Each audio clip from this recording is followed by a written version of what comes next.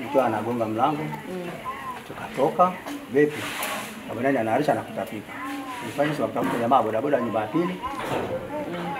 Kwa tukampeleka hospitali. Mgonjwa alikuwa ametoka hapo mazingira hapa. Yaani alikuwa kwenye shughuli zake. Kwa hiyo ile hali anasema kuna sehemu amekula. Anasema amekula chakula. Akala nadhani na kachumbari hizo. Kwa maelezo ambayo tumepata. Kwa hiyo hali haijamwanzia hapa. Hiyo hali amekuja nayo. Kuna hii tetesi ambayo imetokea ya kuharisha na kutapika ili isiendelee kusambaa kwa watu wengine. Kwa hiyo tunaanza kuchukua tahadhari. Tahadhari ya kwanza ni kuhakikisha tunakunywa maji safi na salama. Je, haya maji usalama wake tunayapataje? Maji kwa macho ukiangalia ni meupe. Lakini si salama. Usalama wa maji unakuja pale maji yanapochemshwa au yanapowekewa dawa. Kwa hiyo hii dawa ndio hiyo ambayo pia huwa inawekwa kwenye mifumo yetu ya maji ya DAWASA na upita kusafiri mpaka kutufikia hapa, na ndio hiyo tutakayotoa hiyo dawa ambayo tutakayowapatia leo hapa kwenye familia. Tulihisi kwamba kama ingekuwa kama huyo mtu ametokea ili eneo na anatumia, tatizo limetokea hapa kwa uwezo wa lile tatizo, manake hapa tungekuwa zaidi ya wagonjwa 4 5 ili eneo.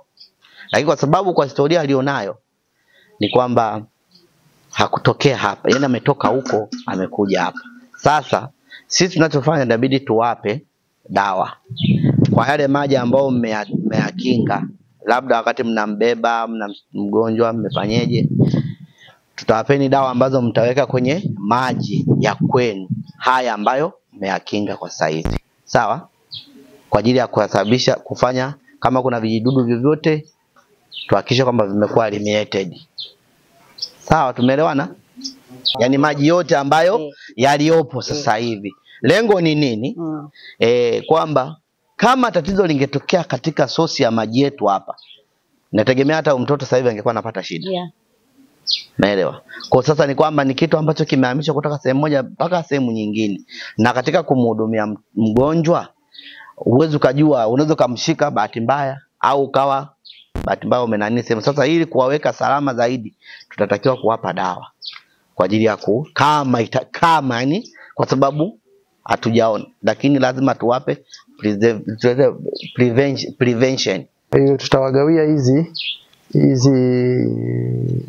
aqua tabs kwa ajili ya matumizi haya, na tutaomba watu wote mtumie, lakini pia tunaendelea kuwakumbusha usafi wa mazingira, lakini tuhakikishe pia tunachemsha maji ya kunywa kabla ya kunywa maji, lakini tunanawa vizuri mikono, tuweke mazingira yetu katika hali ya usafi, vyakula viliwe vikiwa moto. Kwa wale ambao tunapenda sana kuamka na viporo, ni vizuri kakichemsha. Lakini hata ile kula ovyo ovyo, tuna ile tabia ya kula ovyo ovyo mtaani, unakuta labda kuna chips zimekaa hapo muda mwingi hazijapashwa chakula. Tuone namna nzuri ya kuacha. Matunda yamemenywa, unakuta matunda yamemenywa yameachwa muda mrefu pale.